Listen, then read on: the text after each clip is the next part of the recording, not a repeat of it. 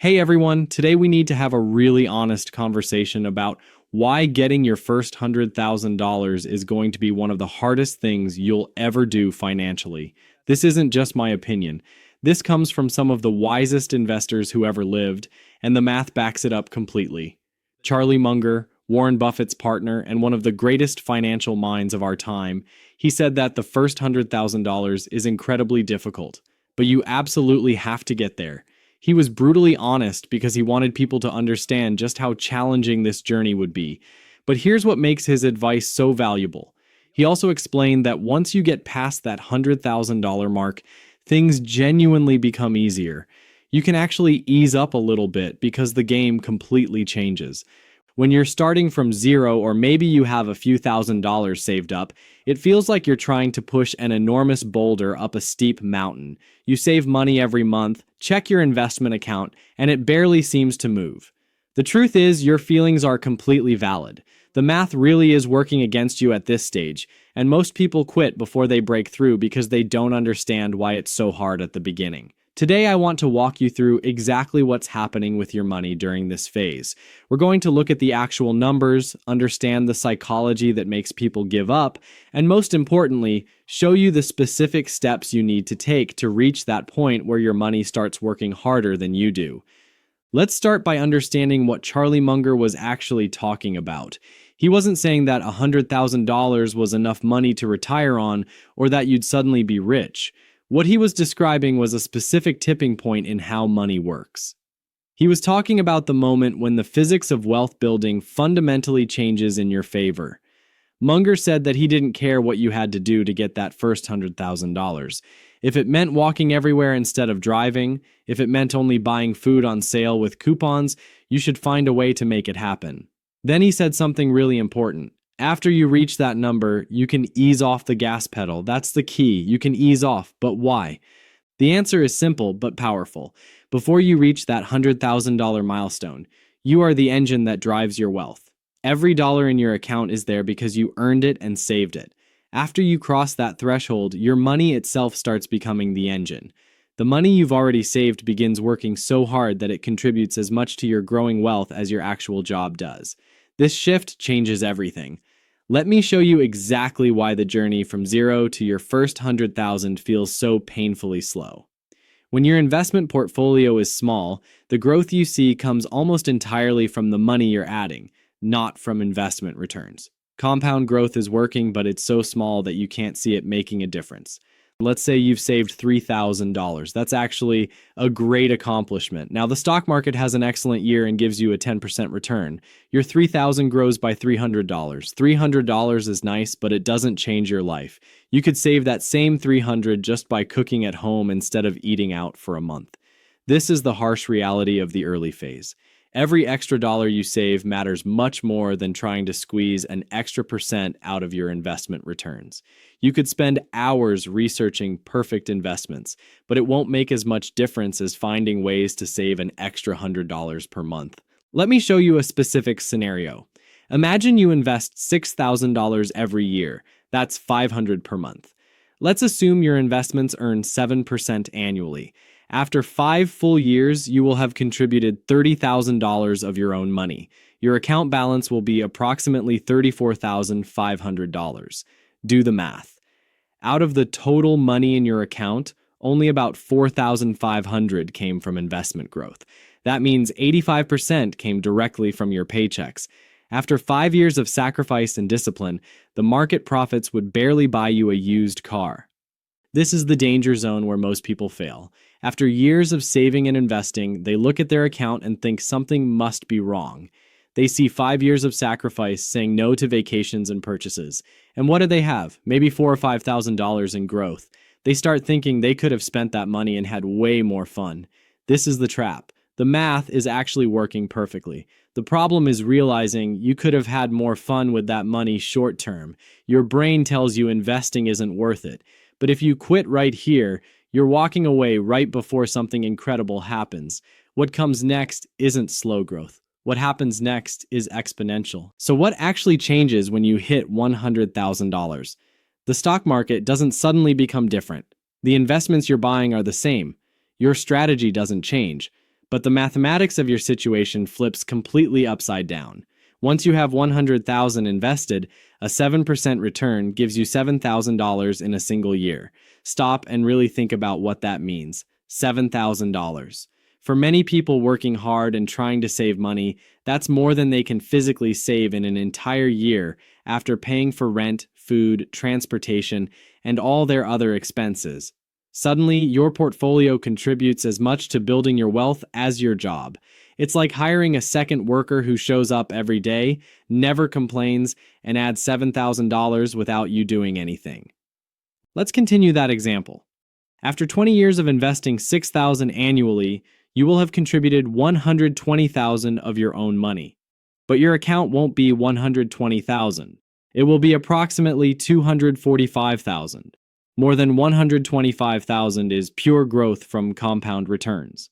The crossover happens between $100,000 and $200,000. This is the magical moment where the money that your money makes exceeds the money that you make at your job. This is the snowball effect Munger described. He compared compound growth to rolling a snowball down a long, snowy hill. At the very top of the hill, you have to push that snowball really hard to get it moving. The snow is packed, it's heavy, and it barely wants to roll. That's what the first 100,000 feels like. But once that snowball has some real mass and momentum, gravity takes over. It starts rolling on its own, getting bigger and faster as it picks up more snow. Your job shifts from pushing it with all your strength to just steering it in the right direction. Financial bloggers have shown this beautifully. Each additional 100,000 arrives faster than the one before, even if you never increase your monthly savings. It might take 7 or 8 years to get from 0 to 100,000, but 100 to 200,000 might only take 5 years. Then 200 to 300 might take just 3 years. By the time you're working with larger numbers, you're adding another 100,000 every couple of years just by waking up. Here's something controversial. Most people think becoming a millionaire is the hardest milestone, but mathematically, the gap between 0 and 100,000 is infinitely harder than 100,000 to 1 million. To get from 0 to 100,000, if you're starting with $1,000, you multiply by 100. But to get from 100,000 to 1 million, you only multiply by 10. The heavy lifting is done by the time you hit 6 figures. There's also a psychological layer that makes the first phase even worse than the numbers suggest. When you're starting out, you're fighting a battle on 2 different fronts at the same time. Externally, this is usually the point in your life when your income is at its lowest. You might be early in your career, just starting out in your field. You might be dealing with student loan payments that eat up a huge chunk of your paycheck. You might be facing high rent costs relative to what you're earning. When every single dollar counts and you're living close to the edge, saving a few $100s per month feels like you're punishing yourself. You're actively making your life worse today for some future version of yourself that doesn't even feel real yet. Meanwhile, your portfolio isn't big enough to give you those feel-good dopamine hits. You check your account and it's basically flat. It feels pointless. Internally, you haven't built the identity of being an investor yet.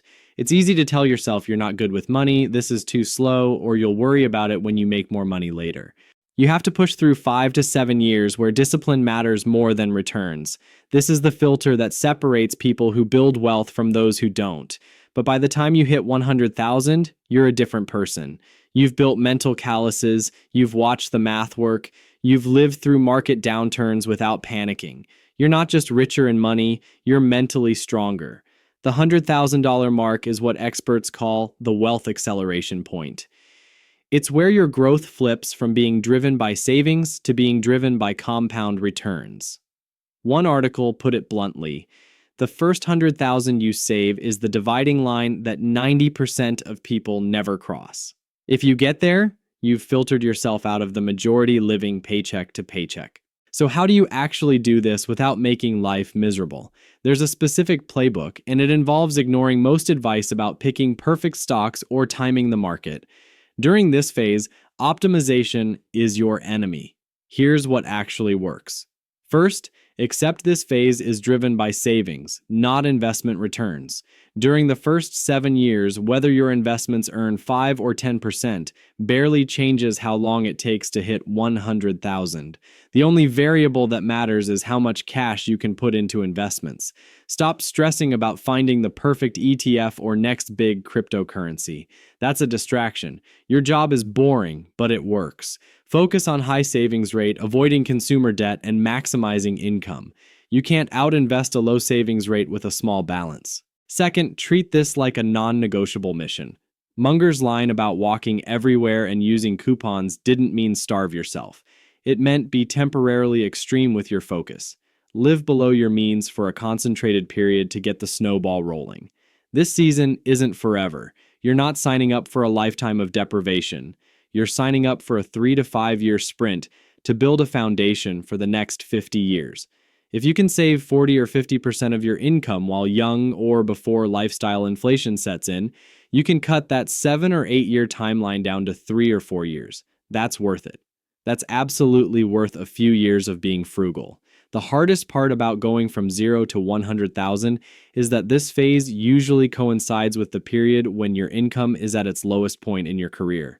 That's just the reality of how life timing works, so you have to pull every lever that's available to you. People who hit this number fast typically do 3 specific things consistently. First, they aggressively increase their income through job hopping every couple of years to get bigger raises, asking for promotions, or starting side hustles and freelancing on weekends, whatever it takes to add more money coming in. Second, they keep their lifestyle completely fixed even when they start earning more money. They don't immediately move to a luxury apartment the moment they get promoted or buy a new car when they get a raise. Every dollar of that raise goes straight to investments. And third, they dump every single windfall directly into their investments. Tax refunds, work bonuses, birthday money, selling old stuff, anything unexpected goes straight into the market. They don't treat windfall money as fun money. They treat it as bricks they're using to build a fortress that will protect them for decades. Now, I know some of you are thinking about something important. You're probably saying that Charlie Munger gave this advice 30 years ago, and $100,000 isn't worth what it used to be because of inflation. Everything costs more now. You're partially right, but you're mostly wrong about what that means for you. The specific dollar number has changed because of inflation. If you adjust Munger's $100,000 for inflation to today's money, it's probably closer to $200,000 or $250,000. But here's what hasn't changed at all. The underlying principle is completely timeless. The physics of how money compounds haven't changed one single bit. Whether your number is 50, 100, or 200,000, the curve is the same. The first meaningful chunk is always hardest because it relies entirely on your contributions. Pick your own target based on your situation. Maybe the snowball starts at 50,000 for you. The specific number isn't what matters. What matters is reaching the velocity where your money works harder than you do. Don't let inflation be an excuse to not start. If the finish line moved further away, that's more reason to start running today. To wrap all of this up, I want to give you a simple mental model that you can carry with you through your entire wealth building journey. Think about your financial life in 3 distinct phases. Phase 1 is what I call the muscle phase. This covers $0 to $100,000. The reality here is that investment returns don't matter much at all. Your job is to build the muscles of budgeting, saying no to consumer purchases you don't really need, and increasing your income through whatever means you can find. Your mindset during this phase should be to accept that this feels unfairly hard, and that's completely normal. You're not doing anything wrong. This is just how the math works at the beginning. Phase 2 is the snowball phase. This covers roughly $100,000 to $500,000. During this phase, compound growth becomes visible and emotionally meaningful. You start seeing your net worth jump by larger and larger amounts. Your job shifts to staying invested consistently and not breaking the machine you've built. Don't panic during market downturns. Don't try to get clever and time the market. Just stay the course. Phase 3 is the acceleration phase. This is $500,000 and beyond. During this phase, your portfolio moves by tens of thousands of dollars on random Tuesdays when nothing special is even happening in the market. This is where you've genuinely earned the right to rebalance your priorities between your life and your money. Maybe you work a little less. Maybe you take more calculated risks. Maybe you finally relax and enjoy some of that wealth you've built. If you're currently in phase 1, please don't get discouraged by what feels like a lack of progress. You're building the foundation of a skyscraper. Of course, you can't see anything above ground yet. All the important work happens in that foundation before anything becomes visible. Every milestone matters. You worked hard to get to your first 10,000, then 20,000. Those weren't pointless achievements. Those were your training phases where you proved to yourself that you could be disciplined. Now, pushing through to 100,000 is what flips the entire script. It's the gateway to a world where money becomes a tool that works for you instead of a master that you serve. Charlie Munger was absolutely right.